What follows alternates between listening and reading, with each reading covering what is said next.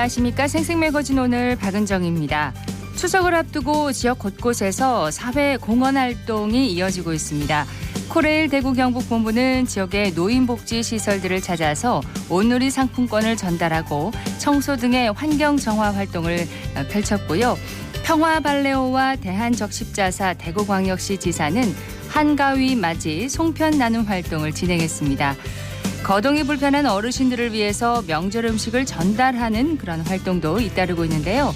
사단법인 함께하는 사랑받은 육개장과 장조림 등 간편식으로 구성된 꾸러미를 홀몸 어르신들에게 지원했고요. 대구 서구 내당사동 지역사회 보장협의체와 평리 3동 통우회는 지역 공유부엌에서 직접 만든 음식을 저소득 가구에 전달하기도 했습니다. 이 밖에 일일이 다 소개해드릴 수 없을 정도로 많은 단체에서 명절 나눔 활동을 하고 있는데요. 함께하는 만큼 보다 넉넉하고 따뜻한 명절 보낼 수 있기를 바라는 마음입니다. 9월 26일 화요일 생생매거진 오늘입니다. 먼저 안동과 포항 울릉 연결해서 그곳 소식과 날씨 듣겠습니다. 안동입니다. 어제 밤부터 안동에는 비가 내리고 있습니다. 북부권 대부분 지역에 비가 이어지고 있는데 이번 비는 내일까지 오다 그쳤다를 반복하겠습니다. 이렇게 가을비가 내리면서 기온은 안동 20도, 영주 21도 등 평년 수준을 웃돌겠고요. 비가 그치고 모레부터는 낮과 밤의 기온차가 더 커지겠습니다. 옷차림에 특히 신경 써주시길 바랍니다. 안동댐이 1976년 댐 축조 이후 두 번째로 높은 저수율인 88.3%를 기록하면서 인근 주민들이 비상에 걸렸습니다. 주민들은 수자원 공사가 가뭄에 대비해 물을 가두어 두는 건 이해하지만 댐이 만수위까지 차오르면 댐 주변 주민들이 위험해질 수 있다며 걱정하고 있는데요. 지난 24일 수위는 해발 158m로 예년 평균 150m보다 8m 이상 높았고 당시 해발 159.91m까지 물이 차오르자 수자원공사 측은 수문을 개방해 사태를 수습했습니다. 수자원공사는 상류에서 워낙 많은 물이 댐으로 유입되다 보니 이런 상황이 벌어진 것 같다고 했지만 이미 불어난 물에 창고가 침수 피해를 본 곳도 있는데요. 특히 댐 수위가 높아져 산림지역까지 물이 들어가면 각종 부유물과 인과 질산 등 영양 염류가 그대로 호수 안에 유입돼 녹조 현상의 원인이 됩니다. 또 지금처럼 인근 축산 분뇨나 고사목, 생활 쓰레기가 계속 유입되면 안동댐의 수질 오염도 갈수록 심해질 수밖에 없는데요. 안동댐 물은 낙동강 유역 영남 지역 주민들의 식수 공급원인 만큼 정부 차원에서 댐 오염 방지에 대한 실효성 있는 대책을 서둘러 세워야 한다는 지적이 이어지고 있습니다. 지금까지 안동이었습니다. 이어서 포항입니다. 오늘은 흐린 하늘 속에 가을비가 내리고 있습니다. 오늘 밤까지 예상 강수량은 5mm 안팎으로 그리지 많지 않겠고요. 다만 비가 내리면서 가시거리가 짧아지고 도로가 미끄러운 곳이 있으니까요. 교통안전에 유의하셔야겠습니다. 한낮 기온은 24도에 그치면서 선선함이 감돌겠지만 내일부터 다시 낮 기온 28도까지 오르겠고 아침 기온은 점점 더 낮아지면서 일교차 커지겠습니다. 우리나라를 대표하는 명품 문화예술축제인 신라문화제가 오는 10월 펼쳐집니다. 제50회 신라문화제가 다음 달 6일부터 15일까지 열흘간 경주시 일원에서 열리는데요. 봉황대 일원에서 진행되는 신라예술제에서는 뮤지컬과 풍물 퍼레이드, 향가, 시 낭송 등의 콘텐츠를 즐길 수 있고요. 신라문화제에서는 화백제전과 실크로드 페스타, 달빛 난장 등의 콘텐츠로 볼거리와 즐길거리, 먹거리를 선사할 예정입니다. 특히 신라문화제 개막을 알리는 화백제전은 10월 13일 오후 7시 월정교 수상특설 무대에서 화려하게 진행되는데요. 불꽃과 드론쇼, 물 위의 퍼포먼스로 수준 높은 창작 무대를 선보이면서 월정교의 밤하늘을 수놓을 것으로 기대됩니다. 올해는 지역의 특색을 담은 콘텐츠와 공간 구성으로 경주에서만 볼 수 있는 차별성 가진 축제로의 변화를 시도했다고 하는데요. 이번 신라문화제에서 아름답고 소중한 추억 가득 담아가셨으면 좋겠습니다. 지금까지 포항이었습니다. 이어서 울릉입니다. 울릉도와 독도는 1mm 내외의 약한 비가 연속적으로 내리고 있습니다. 계속되는 가을비로 일교차가 큰 날씨가 이어지고 있는데요. 아침 최저기온은 19도로 시작해 낮 최고기온은 22도 안팎 보이고 있습니다. 밤부터는 일교차 때문에 공기도 더 서늘해지겠습니다. 건강관리에 유의하시기 바랍니다.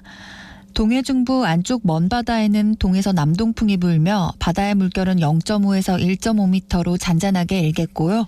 내일도 0.5에서 1.5m로 바다의 물결 계속해서 잔잔하게 일겠습니다. 오늘 여객선은 정상 운항합니다. 울릉군이 울릉문화원, 울릉군 문화예술단체 연합회 등과 함께 울릉도의 역사, 자연, 생활풍습 등을 소재로 문화 콘텐츠를 개발해 문화가 있는 날 지역 특화 프로그램으로 주민들에게 문화 향유 기회를 제공하고 있습니다. 9월 추석 연휴를 맞이해 주민과 기성객, 관광객 등에게 풍성한 문화 행사를 제공하기 위해 2개의 프로그램을 개최하는데요. 24일에는 도동항에서 너새너와 일거 놀이 한마당을 개최했고 27일에는 저동항에서 문화해설과 함께하는 저동 어화를 개최할 예정입니다. 너새너와 일거 놀이는 울릉도 개척 당시 가옥 형태인 너와집을 짓는 과정을 재현한 울릉도만의 전통 민속놀이로 1980년대 만들어져 1990년대까지 이어오다 그 맥이 끊겼었는데 약 30여 년 만에 다시 행해져 큰 의미를 더했는데요. 이번 행사에서는 너새너와 보존회가 너와집 짓기를 재현하고 풍물단체인 울림통이 지신밟기로 새집의 안녕을 축원하고 슬로푸드 울릉지부에서는 개척기 잔치집 음식을 차려내는 등 다양한 부대 행사가 마련되었습니다. 27일에는 울릉 8경 중의 하나인 저동 어화를 중심 소재로 한 문화해설과 어화 사진전, 가을밤과 어우러지는 아카펠라 공연, 지역 예술단체 공연 등이 마련되어 있습니다. 울릉군은 앞으로 지역 문화예술단체들이 주민과 함께 호흡할 수 있는 기회를 더 많이 만들어 갈 것이라고 전했습니다. 지금까지 울릉이었습니다.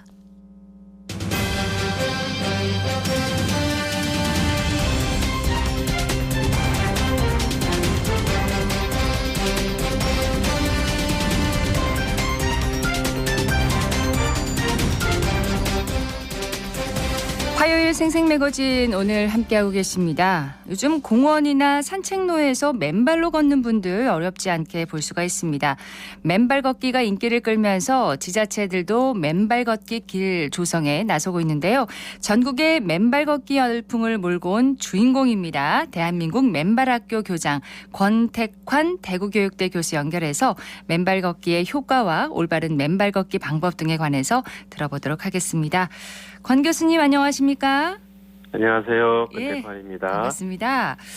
대한민국 맨발학교도 있는 줄 사실 저도 몰랐는데요. 네. 네, 소개 좀 부탁드립니다. 네, 한 10년 정도 되었거든요. 그렇게 됐어요. 2014년도에 맨발 걷기를 세상에 알리는 학교를 만들었습니다. 네. 10년 정도 되었고 원래 10주년 행사를 했습니다. 아, 그래서 전국적으로 한 100여 개의 지회가 있고요.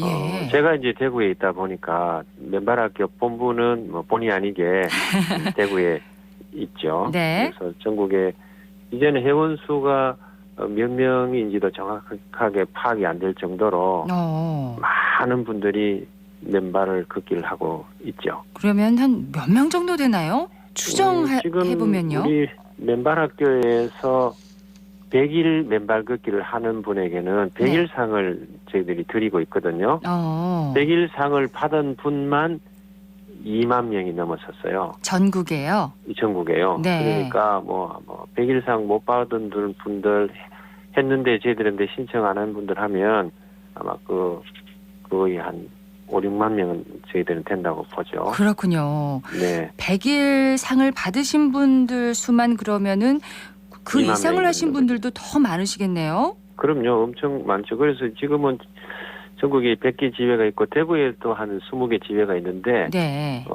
처음에는 이제 회원 몇 명인 줄 저희들이 파악이 됐는데 이제는 대충 가늠만 하고 네. 많은 분들이 이제 맨발 걷기를 하고 있습니다. 그 100일 실천하는 것도 쉽지는 않을 것 같은데요. 네. 예. 어떻게 처음 맨발 걷기를 시작하게 되셨습니까? 교수님께서는요. 네. 저는 이제 37년 차 교육자입니다. 네. 37년 동안 학생들을 가르치고 있고 그전에는 교육부에서 또 예전에 제가 13년 있었거든요. 예. 교육부에서 장학사, 장학관, 정책과장으로 일하면서 전국의 많은 학생들과 학교를 관찰할 기회가 있었어요. 자연을 가까이 하고 흙을 가까이 하고 몸을 많이 움직인 학교의 아이들은 뇌 개발도 잘 되고 네. 인성도 좋아지고 스트레스도 없고 정서 함양에도 도움이 된다는 것을 제가 알았어요. 그래서 한 23년 전부터 맨발로 땅을 밟으려면 이제 흙에 대한 공부를 좀 해야 되거든요. 예. 흙 공부. 그 맨발로 땅을 밟았을 때 우리 몸과 뇌는 어떤 관계가 있느냐, 이 뇌 공부. 그리고 땅속에는 도대체 뭐가 들어있는가, 이 지구 얼씬 공부. 예. 또 우리 오장육부와는 어떤 관계가 있느냐, 또 한의학과 관련된 공부, 이런 것들을 한 23년 전에 이제 하게 되었어요. 예.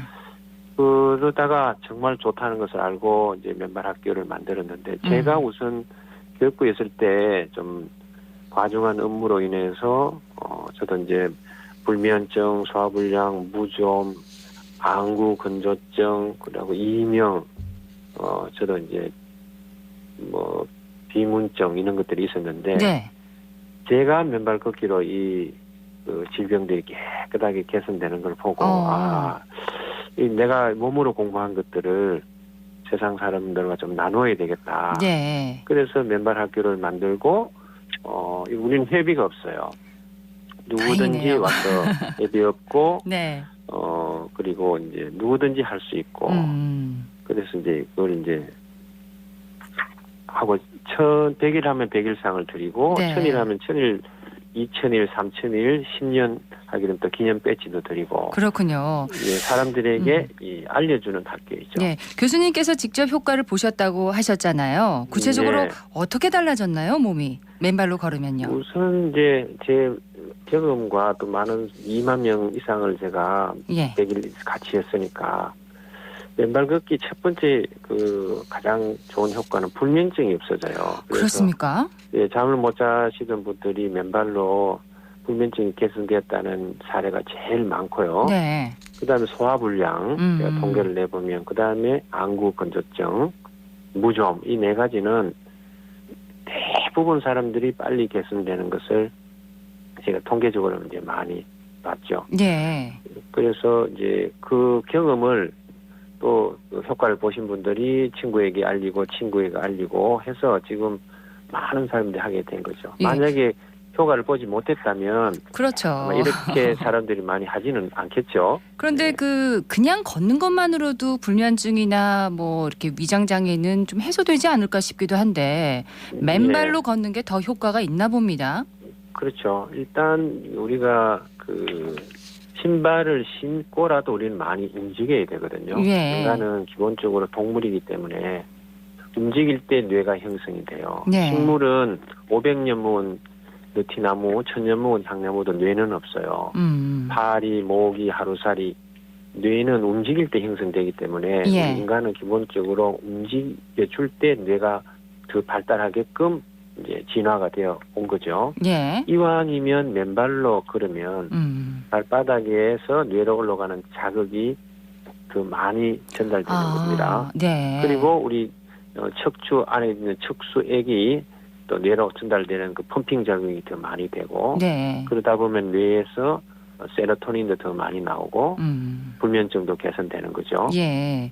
그래서 일단은 신발을 신든 벗든 많이 움직여줘야 되는데 벗고 그러면은 뇌 감각이 훨씬 더 깨어나는 것은 우리가 이제 과학적인 실험에서도 많이 이제 나타난 그렇군요. 결과이죠. 예. 두 번째 신발을 벗었다는 것은 흙을 만난다는 거거든요. 그렇죠. 우리가 흙을 손으로 만나든 발로 만나든 풀을 뽑든 꽃을 심든 농사를 짓든 흙을 가까이 하면 네. 흙 속에 있는 좋은 박테리아와 인간의 몸이 상호작용을 해서 면역력이 길러진다는 과학적인 근거가 많이 있어요. 예. 그래서 흙놀이하고 소꿉놀이하고 흙장난하고 땅 따먹기 하고 이런 아이들이 오히려 훨씬 면역력이 좋아서 아토피나 이런 데에서도 훨씬 더 이겨낸 힘이 있다 이런 연구도 많이 있죠. 네. 그래서 그 두 번째는 흙을 직접 만난다는 거거든요.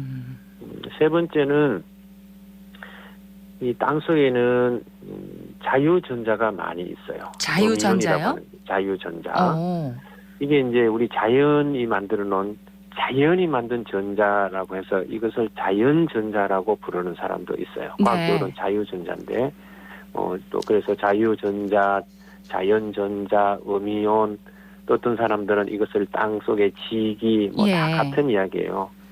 신발 신고는 이 땅속의 자유전자, 자연전자, 음이온, 지기를 절대로 우리가 받아들일 수 없어요. 그렇군요. 맨발로 땅을 밟을 때 네. 우리 몸은 전도체이기 때문에 그 발바닥으로 땅속의 자유전자가 우리 몸에 이제 유입이 되는 거죠. 근데 핑계 같지만 교수님 네. 맨발로 걸을 곳이 많이 없다 이런 이런 이제, 핑계를 할 수가 있는데 네. 대구에서는 그럼 어디서 맨발 걷기를 즐길 수 있나요? 그래서 이제 지자체에서 네. 시민들의 건강을 이제 도와주기 위해서 요즘은 뭐 여러분도 다 아시겠지만 수목원, 수성못, 뭐 야시골, 범어산, 동구, 맞네요. 북구, 뭐 대구에서 많은 곳에서 동구만 가더라도 복무, 유라체육공원, 서구의 이형공원, 뭐 화원 자연휴양림, 뭐 압산공원, 북구의 뭐 명봉산, 이 군위에 가면 또 군위 맨발 학교도 있거든요. 그렇군요. 그래서 이제는 그 지자체 그 구청장님들께서 네. 굉장히 이제 많은 활동을 하고 계시고 특히 남구에는 이제 주민들 위해서 맨발 대학을 만들었잖아요. 네. 수성구도 주말에 수성 맨발 아카데미를 만드셨고 달수구청장님은 맨발의 정치원해서 시민들이 맨발로 걸어다닐 수 있는 환경을 많이 제공해주고 예. 있기 때문에 예전보다는 많이 좋아졌죠. 없어서 걸을 수 없다는 건 정말 핑계인 것 같습니다. 네. 그런데 정말 맨발로 걸을 수 있는 환경을 조성하기 위해서는 환경 자체를 아끼고 사랑해야지만 거기서 네. 걸을 수 있는 환경을 또 만들 것 같아요. 네. 예, 이 부분도 참 중요할 것 같습니다. 지금 이제 그 많은 그 산이 있다고는 하나 그래도 네. 밤이 되면 우리가 이용할 수 없잖아요. 그래서 맨발 걷기 하시는 분들에게 좋은 장소는 사실 학교 운동장이 참 좋긴 해요. 네. 그러나 이제 학교 운동장은 또 개방하는 학교도 있고 또 개방하지 않는 학교가 있잖아요. 네. 그래서 이제 우리가 개방하지 않는다고 그 학교에게 섭섭해하거나 비난하면 안 되고 나름 또 학교는 또 나름 또 이유가 있겠죠. 그렇죠. 그 개방한 학교가 있다면 그 학교에 대한 감사함을 가지고 걷고 중요한 것은 그 개방된 학교 운동장을 걸을 때 네. 잡초도 좀 뽑고 휴지도 줍고 혹시 또 그 이물질 있으면 줍고 해서 예. 오히려 지역 주민에게 개방을 했더니 학교가 더 깨끗해진다는 인식, 시민의식이 되도록 하는 것이 네. 굉장히 중요하죠. 자, 마지막으로 예, 대한민국 생각하고 있습니다. 걷기학교 교장으로서 앞으로 바람이나 계획이 있으시다면 한 말씀 해주시죠. 네, 맨발은 뭐 돈 드는 거 아니거든요. 네. 또 물건을 사는 것도 아니고 이 자연이 준 햇볕과 공기와 땅 속에 음이온을 잘 만나서 공짜 건강을 잘 챙기셔서 몸과 마음의 주인이 몸과 마음의 자립이 되는 대구 시민들이 됐으면 하는 게 제 마음이고요. 네. 핵심은 맨발로 맨 땅을 만나는 것. 이게 핵심입니다. 알겠습니다. 그래서 자연과 하나 되는 대구 시민이 되었으면 좋겠습니다. 오늘 말씀 고맙습니다. 네, 건강하십시오. 네, 대한민국 맨발학교 교장인 권택환 대구교육대학교 교수였습니다.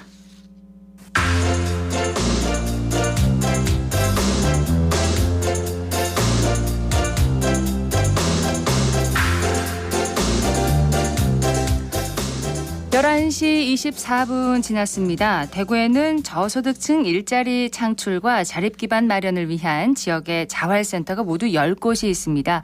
센터에서 기술을 배워서 다시 일어서고자 하는 취약계층 분들이 생산부터 판매까지 직접 운영하는 장터가 각 구군에서 지금 열리고 있다고 하는데요.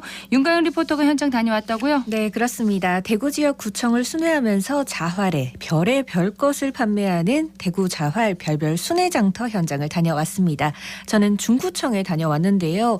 음료부터 수공예품, 생활용품 그리고 농산물까지 알차게 꾸며진 이 장터는 구청에 방문한 시민들의 눈길을 사로잡았습니다. 네. 더불어 일정 금액 이상 제품을 구매할 경우에는 소정의 자활 생산품을 증정하는 이벤트도 펼쳐졌는데요. 현장으로 가보시죠.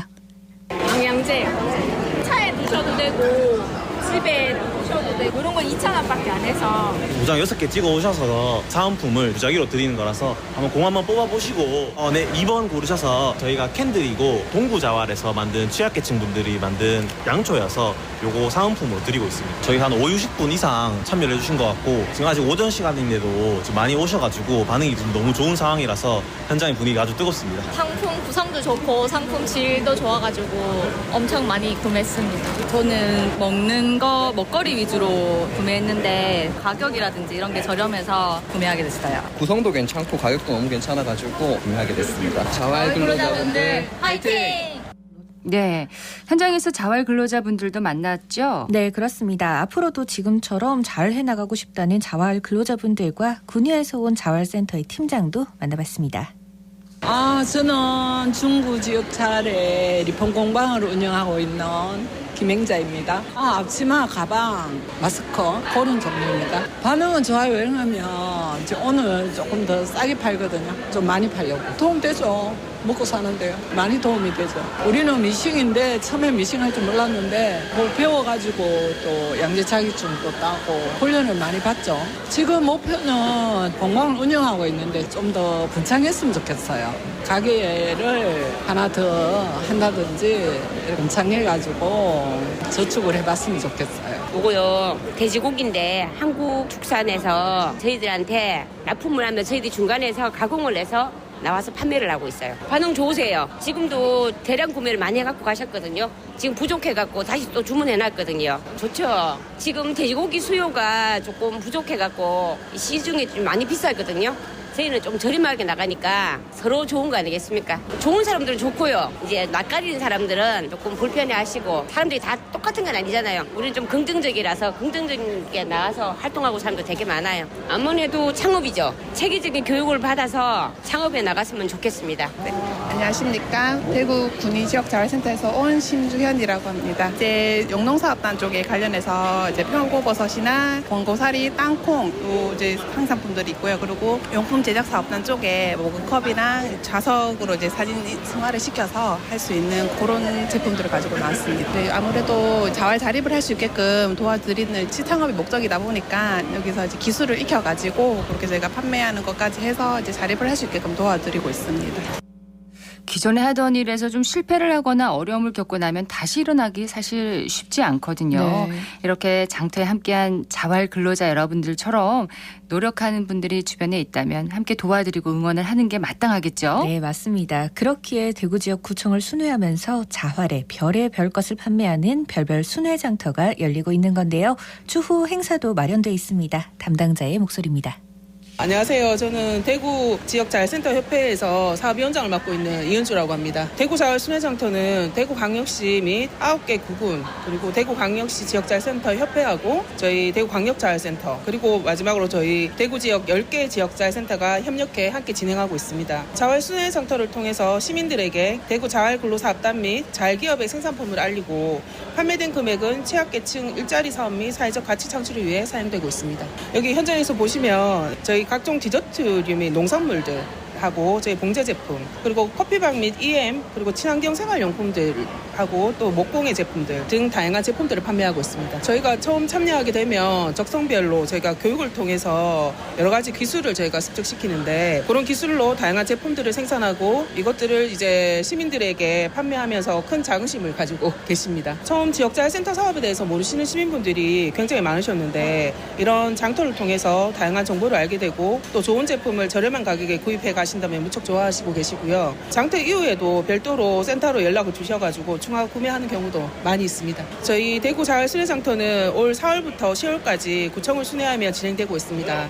앞으로 9월 19일 동구청 그리고 10월 10일 수성구청 장터도 많이들 오셔가지고 함께 해주시고 자활사업 활성화를 위해서 응원도 해주시기 바랍니다. 네, 자활 근로자분들의 성공적인 자립을 응원하겠습니다. 네. 오늘은 대구 지역 이 자활센터가 함께하는 별별 순회장터 현장 소개해드렸습니다. 네, 윤가연 리포터 소식 잘 들었습니다. 고맙습니다.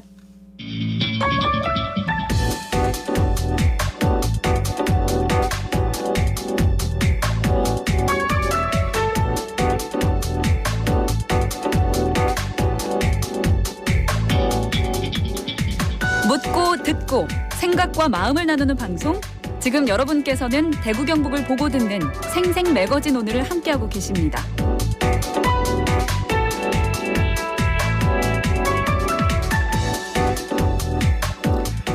생생매거진 오늘 함께하고 계십니다. 11시 30분 지났습니다. 기자의 눈으로 지역의 현안과 이슈를 들여다보는 시간입니다. 매일신문의 구민수 기자와 함께합니다. 어서 오세요. 네, 안녕하세요. 네, 오늘 구민수 기자가 주목한 이슈는 뭔가요? 네, 명절 물가 폭등입니다. 예. 항상 이맘때가 되면은 물가가 오르긴 하는데 네. 요즘 과일값이 그렇게 많이 올랐더라고요. 네, 명절 선물 배송 시기에 이르자 과일값이 금값으로 치솟고 있습니다. 긴 장마와 폭염, 각종 병충해로 공급량이 줄어든 탓에 지난해 수확기 가격의 2배를 웃돈다고 합니다. 2배나요? 네, 특히 사과값이 큰 폭으로 올랐습니다. 한국농촌경제연구원에 따르면 사과, 홍로 품종의 도매 가격이 10kg당 8만 원으로 지난해 같은 기간 2만 8천 원보다 280% 이상 뛰었습니다. 네. 이는 사과 공급량이 전년 대비 21% 감소한 영향인데요. 상황이 이렇다 보니 지난해 추석 차례상에 한 개당 2,000원짜리 사과 5개를 올렸다면 올해는 같은 가격으로 사과 한 개밖에 올리지 못할 거란 얘기가 나오고 있습니다. 한 개밖에요? 네. 이야, 그렇게 비교하니까 정말 값이 많이 올랐다는 걸 알 수가 있겠는데 사과뿐만 아니라 배와 복숭아도 뭐 5개에서 한 3개 정도로 줄여야 한다고 들었어요. 네, 배 도매 가격은 15kg당 5만 원으로 지난해 3만 원보다 50에서 60% 높아졌고요. 포도 도매 가격은 품종마다 차이가 있으나 캠벨, 거봉, 샤인머스켓 모두 전년도보다 10에서 50% 정도 올랐습니다. 네. 복숭아 도매 가격도 10kg당 4만 5천 원에서 4만 5천 원 정도 되는데요. 전년도 2만 9천 원보다 50% 올랐습니다. 예, 추석 차례상 물가에 정말 빨간불이 켜졌는데 경북 지역 산지 상황은 어떻습니까? 네, 이달 초에 청송사과 유통센터에서 올해 첫 경매가 열렸는데요. 이곳은 전국 사과 물가의 핵심 지표 역할을 한다고 합니다. 이날 경매 초반부터 지난해 최고가를 넘기는 낙찰가가 나왔고요. 네. 머지않아 경매가 거듭할수록 최고가 기록이 깨지면서 20kg에 최고 25만 원까지 나왔다고 합니다. 오. 청송사과 유통센터에 따르면 이날 총 76톤의 사과가 경매에 붙여졌습니다. 홍로 20kg의 평균 낙찰가는 11만 7천 원으로 지난해 평균 낙찰가 5만 원의 2배 수준이었습니다. 2배가 넘는 값에도 이제 경매는 이루어지긴 하는군요. 네, 중매인들은 20kg당 15만 원에서 20만 원 하는 사과를 두고 치열하게 경쟁했습니다. 예년보다는 비싸지만 치솟은 물가를 감안하면 적정 가격이라는 판단 때문입니다. 네. 비싸다고 눈치를 보다가 놓치기 일쑤였습니다. 사과값이 이처럼 폭등한 이유는 이상기후 탓인데요. 냉해와 우박, 집중호우, 태풍으로 흠과가 속출했고요. 출하량도 전년도보다 60% 줄었습니다. 중매인들도 걱정하는 기색이 역력했습니다. 좋은 사과 자체가 귀해서 구하기가 어렵고요. 사더라도 너무 비싸서 소비자들에게 외면받을 것을 걱정했습니다. 이렇게 자연재해 피해에 따라서 농가의 희비가 좀 엇갈리겠어요. 네, 운 좋게 자연재해 영향을 덜 받은 농가는 몇 년 만에 큰 수익을 낼 수 있을 거라고 기대를 하고 있습니다. 반면 병해와 낙과를 앓고서 겨우 경매에 참여한 농가는 경매 내내 울상이었습니다. 그렇겠네요. 사과값이 천정부지로 오르자 기존에 3, 4만 원 하던 흠과의 상자당 경매가도 올해 최고 14만 원까지 오를 정도라고 합니다. 흠이 있는데도요? 네. 안동 지역 2개의 공판장에서 유통되는 사과가 전국 유통 물량의 30%를 차지할 정도로 비중이 크다고 하는데요. 이곳에서 만난 상인들은 올해 사과가 한우보다 비쌀 지경이라고 걱정했습니다. 사과가 한우보다 네. 더 비싸다고요? 네. 그럼 가격이 어디까지 오를까요? 네, 이제 본격적으로 추석 명절 선물을 준비할 때인데다가 차례상에 올릴 과일도 장만할 시기입니다. 네. 이미 한 상자 30만 원 최고가가 나왔으니 최고 40만 원까지 오를 수 있다고 전망했습니다. 네. 야, 물가가 이렇게 너무 오르면 지갑을 또 닫을 수밖에 없잖아요. 소비자 입장은 좀 그런데 명절을 앞둔 시장 분위기는 어떻습니까? 네, 경북 전통 시장들은 예년 이맘때보다 훨씬 한적한 모습이라고 합니다. 과일값이 너무 비싸서 소비자들이 지갑을 닫은 건데요. 네. 올해는 과일량을 줄이고 최상품보다는 중품으로 준비하겠다는 시민이 많았습니다. 손님들은 사과 대신 비교적 저렴해진 샤인머스켓을 선물용으로 많이 사간다고 합니다. 같은 날 대형마트에서도 사과 가격이 너무 높아서 선물용은 엄두도 못 내겠다는 시민들이 많았습니다. 네. 자, 과일은 그렇고 다른 품목들은 지금 상황이 어떤가요? 네, 소고기는 공급량이 늘면서 작년보다 떨어졌다고 합니다. 축산물 품질평가원에 따르면 대구 지역 소고기 양질 가격은 지난해보다 7% 정도 내렸습니다. 추석 성수품 출하 물량이 늘면서 무, 밤, 동태, 참조기의 가격도 소폭 하락세입니다. 네. 올해 추석 차례상 차림 비용은 평균 30만 원으로 지난해보다는 4% 정도 줄어들 전망입니다. 자, 대구에서는 매천시장 그리고 네. 서문시장이 대표적인 곳인데 이곳 분위기는 어떤가요? 네, 매천시장은 청가시장과 수산물시장이 극심한 온도차를 드러냈습니다. 청가 쪽은 손님들이 매대 앞에서 한참을 서성이면서 쉽사리 구매하지 못했습니다. 다들 입구에 있는 가격을 보고 깜짝 놀랐다는 반응이었는데요. 과일값을 안내하는 상인들도 마찬가지였습니다. 사과 도매 가격이 시시각각 올라서 판매하기 미안할 정도라고 했습니다. 네. 지난 주말 대구 지역 사과 도매 가격은 10kg당 9만 원으로 평년보다 240% 높은 수준이었습니다. 그러면 수산물 시장은 분위기가 다르다면 많은 네. 분들이 찾고 있다는 얘기인가요? 네, 수산물 시장은 북새통을 잃었는데요. 후쿠시마 오염수 여파가 전혀 느껴지지 않았습니다. 매천시장의 거래 물량은 오염수 방류 전보다 10%가량 늘었다고 합니다. 특히 활어와 냉동 제품의 상승세가 두드러졌고요. 네. 오염수 방류 후에도 거래 상황이 좋아진 것은 수산물을 먹어도 안전하다는 성숙한 시민의식이 작용한 것으로 풀이됩니다. 또 매출 하락을 우려했던 매천시장 상인들도 안도의 한숨을 내쉬었습니다. 네. 다만 명절을 계기로 앞으로는 매출 회복세가 관건인데요. 지난해 같은 기간과 매출을 비교했을 때는 20% 정도 저조한 수준이라고 그렇군요. 합니다. 자, 이맘때쯤 서문시장은 발 디딜 틈 없이 네. 사람들이 많은데 올해도 그런가요? 네, 지난 주말 서문시장도 많은 인파가 몰렸다고 합니다. 추석 장보기에 나선 시민들로 인산인해를 이룬 건데요. 곳곳에서 명절 준비로 인한 활기가 넘쳤습니다. 다만 치솟는 물가는 모든 시민들의 걱정거리였습니다. 정부 발표는 차리는 비용이 줄었다고 하는데 정작 소비자들은 체감하기 어렵습니다. 그렇군요. 명절마다 되풀이되는 이 물가 잡기 올해는 정말 필요해 보이는데 네. 가능할까요? 네, 매년 추석을 앞두고 정부와 지자체가 물가 잡기에 총력을 기울이고 있습니다. 경제부처 주요 장차관들이 잇따라 현장을 방문하면서 물가 잡기를 독려하고 있는데요. 추경호 부총리 겸 기획재정부 장관 역시 마트를 찾아서 추석 물가를 점검했습니다. 추 부총리에 이어서 김병환 기재부 1차관도 현장을 둘러봤고요. 예. 농수산물 유통을 담당하고 있는 정한근 농림축산식품부 장관, 조승환 해양수산부 장관도 마찬가지였습니다. 문제는 이제 실효성 있는 대책이 나오는가 하는 겁니다. 어떻습니까? 네, 정부는 올해 추석 성수품 물가가 비교적 안정적인 수준이라는 입장입니다. 이 정부가 밝힌 농축수산물 20대 추석 성수품 가격 동향에 따르면요. 네. 20대 성수품 모두 지난해 추석보다 6.1% 하락했다고 밝혔습니다. 문제는 지난해 물가가 올라도 너무 올라서 이번에는 전혀 체감이 안 된다는 점인데요. 근데 지난해보다 하락했어도 네. 지난해 워낙 많이 올라서 올랐어요. 네. 이렇게 하락했다고 느끼지를 못하는군요. 맞습니다. 체감하기가. 그러니까 지난해 추석을 전후한 8월과 9월의 소비자 물가가 상승률이 5%대였고요. 네. 신선식품 상승률이 15%에 이르렀습니다. 이례적으로 굉장히 높았던 건데요.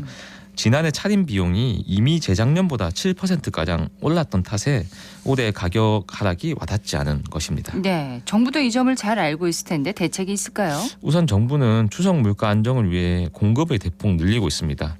농축산물 할인 지원을 위한 온누리 상품권 환급 행사도 지난 설보다는 크게 확대를 했고요. 추경호 부총리는 정부가 비축 물량을 방출하고 물가 안정 대책으로 차질 없이 소비자 부담을 낮추도록 최선을 다할 것이라고 말했습니다. 네. 저도 과일 사러 가야 네. 되는데 큰일이네요. 맞습니다. 이렇게 예. 값이 올라서 추석 연휴 이후에 물가는 어떻게 움직일까요? 네, 고공행진이 가라앉지 않을 것 같은데요. 네. 한국은행이 8월 생산자 물가 지수가 전월 대비 0.9% 상승한 것으로 집계됐다고 밝혔습니다. 일반적으로 생산자 물가는 시차를 두고 소비자 물가에 영향을 미칩니다. 생산자 물가 지수 상승폭은 지난해 이후 1년 4개월 만에 가장 컸고요. 예. 올해 7월에 이어 2개월 연속 상승세를 보이고 있습니다. 특히 농산물이 13.5% 올랐고요. 석탄, 석유 제품이 11.3% 오르면서 생산자 물가 상승을 이끌었습니다. 네, 추석 연휴 이후에도 물가는 계속 오를 것이다. 네. 이런 전망이 나오고 맞습니다. 있군요. 예, 과일값이 폭등하면서 추석 물가가 비상이라는 소식 전해드렸습니다. 매일신문의 구민수 기자였습니다. 고맙습니다. 네, 감사합니다.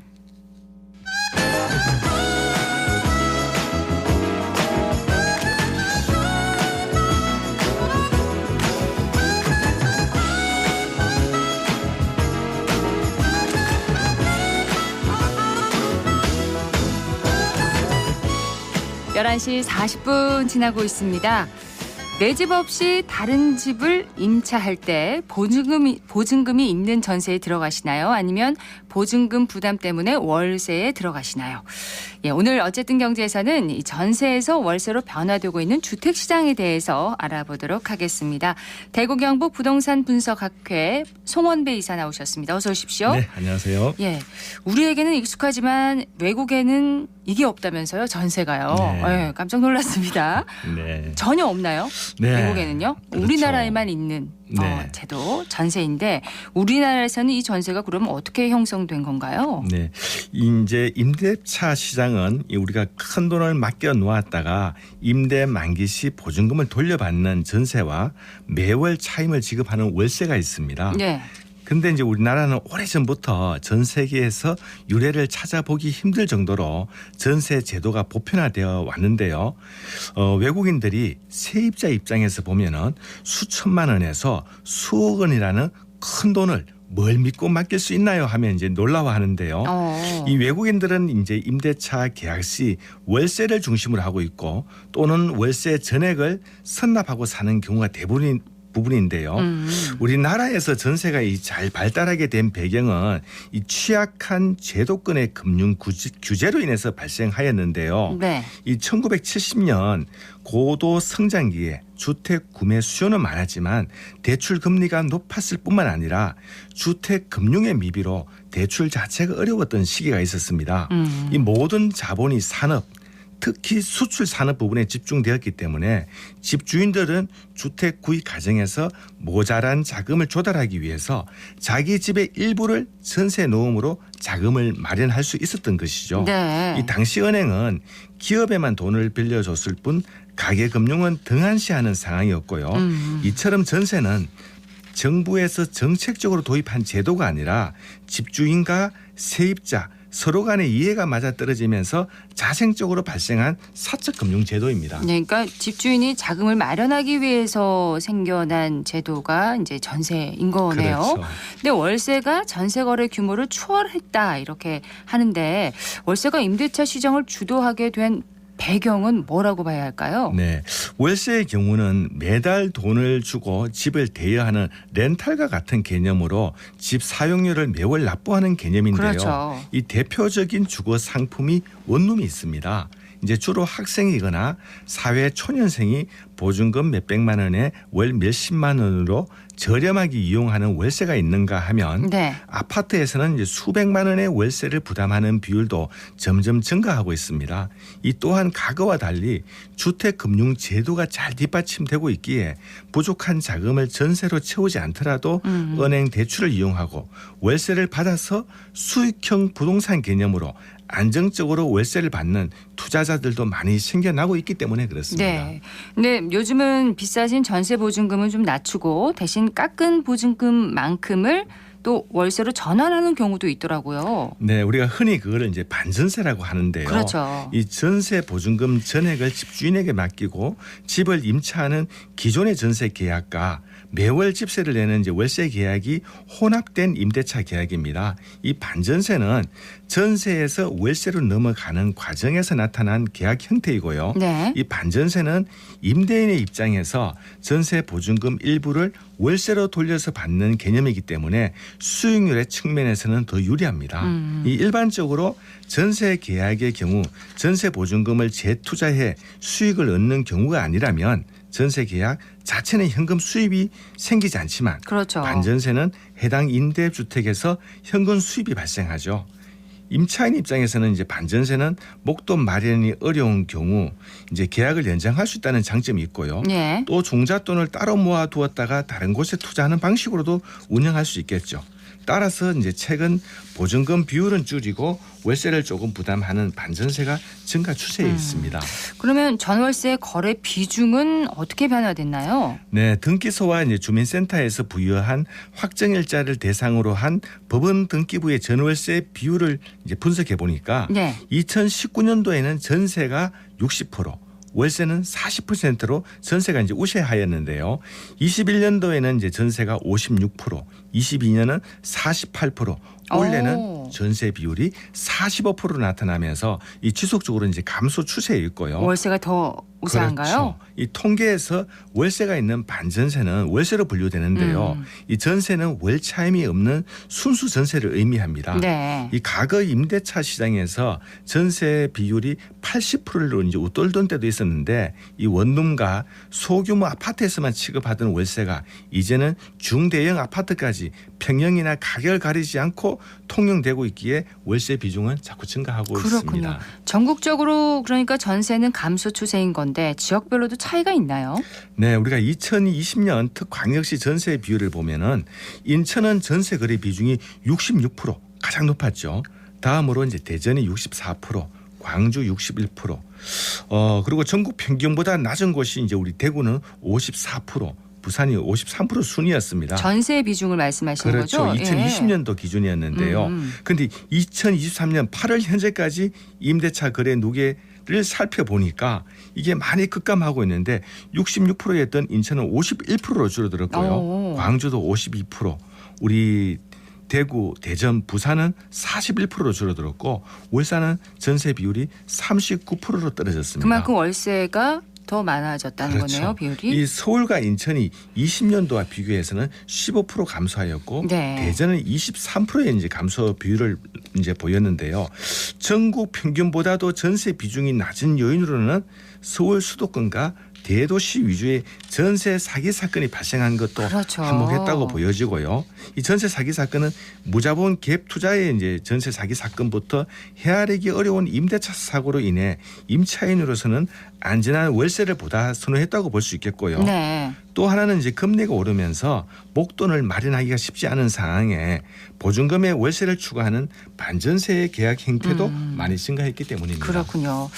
자, 주택 경기 침체에도 불구하고 주택 임대차 건수는 또 계속 증가하고 있다고요? 네, 이 주택 가격이 상승하던 시기는 오히려 자가 소유를 늘리려는 매매 거래가 활발하였고요. 예. 전 월세 거래량 또한 소폭 증가했는데, 근데 금리가 급등하며 주택 시장이 하락이 예상되던 2022년에는 매매 거래량은 급감한 반면에 임대차 건수는 전년도 대비 47만 건 증가하면서 전월세 거래량이 증가했습니다. 이 집값이 떨어진다고 하니까 사람들이 집을 사기보다는 임대차 수요가 그렇죠. 많이 증가했는 편이고요. 예. 그리고 21년도, 20년도를 보면은 전세 거래량 자체는 크게 변화가 없는데 월세 거래량이 21년도에 977만 건이 이어던 것이 22년도에는 140만 건으로 월세 건수가 1.4배 증가했고요. 네. 전세를 찾는 고정 수요는 크게 이제 변함이 없는 가운데 월세 시장은 가파르게 증가한 것으로 나타나고 있습니다.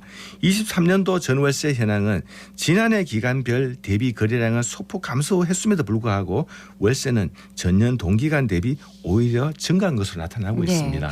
근데 특히 지난 봄에 이 사기 사건이 많았잖아요. 전세제도를 투기 수단으로 악용하는 그런 사기 사건에서 전세제도 자체를 좀 폐지해야 한다 이런 의견도 나왔었는데 전세의 필요성에 대해서는 어떻게 생각하십니까? 네, 이 선진국이 모두 월세 중심의 주택 임대차 시장을 형성하고 있고 또 전 세계 거의 모든 나라가 이제 월세 체계가 기본이니 우리나라도 월세로의 이제 주거 문화를 바꿔야 한다는 주장도 있었습니다마는 현재 우리나라의 주택시장에서 전세가 월세로 대체된다는 것은 자산도 없고 소득도 낮은 서민들이 치솟는 주거비 때문에 더 고통을 겪어야 한다는 것을 의미하기도 하는데요.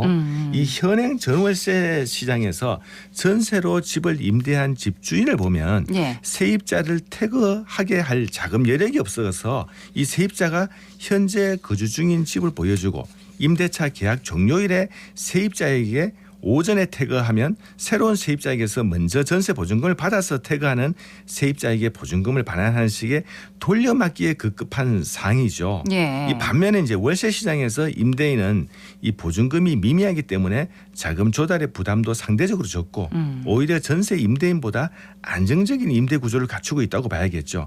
그래서 이 전세 폐지는 오히려 서민 약자들한테 현실적으로 어려운 좀 상황입니다. 그렇군요. 그럼 월세만 존재한다면 어떻게 될까요? 예, 월세만 존재하는 것도 당연히 부작용이 따르겠는데요. 전세라는 시장이 없어지고 월세만이 존재하는 주택 임대차 시장에서 임차인이 지불해야 하는 부담은 흔한 월급쟁이 노동자들이 전월세 경쟁 시장에서 지불하는 주거 비용 이상으로 높아지고요. 또 세입자의 고통은 지금의 세입자들이 겪는 것보다 비교도 할 수 없을 만큼 커질 겁니다. 월세만 남는다면요? 그렇죠. 월세를 내는 사람들은 마음대로 아플 수도 없다는 말이 있고 월세로 살면 돈을 언제 모아서 집을 사느냐는 하소연을 하는 사람도 있습니다. 이 월세는 자금 축적 기능이 없기 때문인데요. 전세는 자금을 모아서 나중에 집도 사고 내 집 마련을 통한 중산층으로 올라가는 이 사다리 역할을 하기 때문에 월세 제도는 이러한 역할을 하고 있지는 못하죠. 그래서 임대차 형식이 전세에서 월세로 바뀐다는 것은 그만큼 세입자의 주거비 부담이 높아지고 내 집 마련하기가 점점 멀어지게 됩니다. 어쨌든 전월세 변화는 분명히 있었습니다. 시대에 따라서 앞으로는 어떻게 되리라고 예상하십니까? 네, 여전히 우리나라는 전체 가구에서 무주택 가구가 42%나 됩니다. 이 앞으로도 임대차 시장은 꾸준히 성장해 나갈 것이고요. 또 세입자 측면에서 보면은 전월세가 개인 자산 능력에 맞춰 선택할 수 있는 상품이지만 어떻게 보면 부동산 정책과 제도가 만들어 놓은 산물이기도 합니다. 과거 부동산 금융시장이 발달하지 않았을 때는 전세가 자금을 모을 수 있는 유용한 도구였죠. 그러나 세입자 입장에서는 목돈을 그대로 돌려받는 것이기에 몇 년 열심히 저축해서 예금과 전세금으로 내 집 마련할 수 있는 사다리 역할을 할 수 있었고요. 지금은 정부의 전세 자금 대출과 전월세 전환 비율 등 임대인과 임차인 모두가 경제 사정에 맞는 집을 선택할 수 있게 되었습니다. 이 월세 전환이 이어지고 있지만 전세 또한 임대차 시장에서 고유의 영역으로 앞으로도 계속해서 지속될 것으로 보여집니다. 어쨌든 경제 대구경북 부동산 분석학회 송원배 이사였습니다. 고맙습니다. 감사합니다.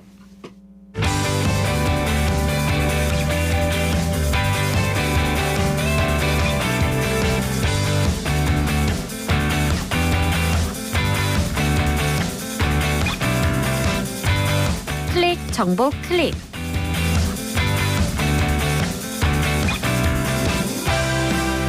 오는 29일부터 다음 달 1일까지 경주 보문 관광단지에서 2023 한가위 보문 어울림 한마당 행사가 개최됩니다. 통기타, 트로트, 댄스 등 다양한 장르의 공연이 준비되며 관객이 참여하는 즉석 노래자랑도 현장 접수를 통해 진행될 예정입니다. 또 명절 분위기를 느낄 수 있는 투호, 윷놀이, 딱지치기 등의 전통놀이와 가족 단위 대회를 통해 푸짐한 상품도 받아갈 수 있습니다. 모처럼 긴 연휴를 맞아 경북의 명소에서 추석을 즐겨보는 건 어떨까요?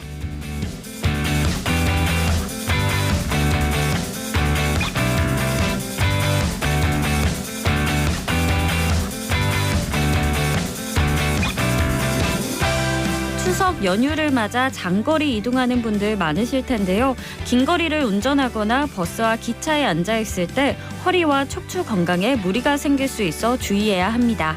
오랜 시간 운전할 때는 엉덩이를 뒤로 바짝 붙이고 틈틈이 휴식과 스트레칭을 해야 합니다.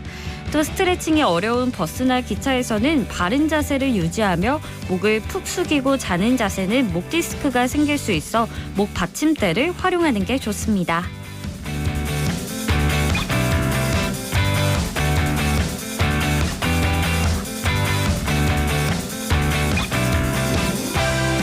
국립대구과학관이 오늘 시간을 주제로 하는 과학기술 문명사관을 개관합니다.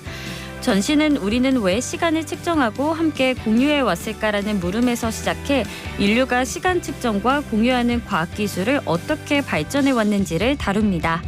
추석 연휴인 28일과 30일에 무료 개방하고 전통놀이 등 다양한 행사를 운영하는 만큼 한번 방문해 보시길 바랍니다.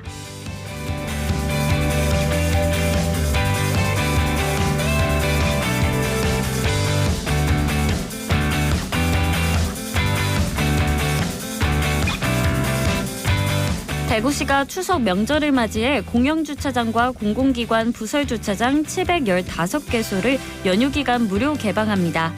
대구시가 운영하는 공영주차장은 내일부터 다음 주 화요일까지 개방하고 구군 공영주차장과 교육기관, 공공기관 부설주차장은 이번 주 목요일부터 다음 주 화요일까지 무료 개방됩니다. 자세한 내용은 대구시 홈페이지 게시판을 참고하면 됩니다.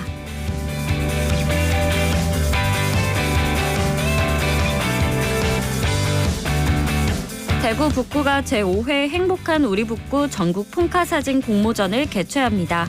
대한민국 국민 누구나 참여할 수 있으며 공모 대상은 떡볶이 페스티벌, 금호강 바람소리길 축제 등 북구의 축제와 문화행사에서 휴대전화 카메라로 찍은 사진입니다. 접수 기간은 이번 주부터 다음 달 27일까지며 시상을 통해 상장과 상금을 받을 수 있는데요. 자세한 내용은 공모전 포스터와 북구청 기획조정실을 통해 확인할 수 있습니다. 지금까지 클릭 정보 클립 박나영이었습니다.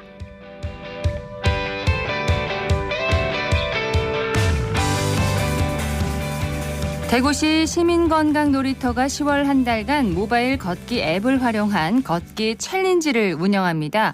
목표 걸음수 15만 보, 하루 7,500보씩을 걸으면 추첨을 통해서 400명에게 모바일 상품권을 지급할 예정이라고 하는데요. 앞서서 맨발 걷기 열풍도 전해드렸습니다만 이 규칙적인 걷기 운동은 육체 건강뿐만 아니라 정신 건강 증진에도 도움이 된다고 하는데요. 지금 참가 신청을 받고 있다고 합니다. 관심 있는 분들은 워크온 앱 다운을 받으셔서 참여해 보시기 바랍니다. 생생매거진 오늘 화요일 준비한 순서 여기까지입니다. 박은정이었습니다. 고맙습니다.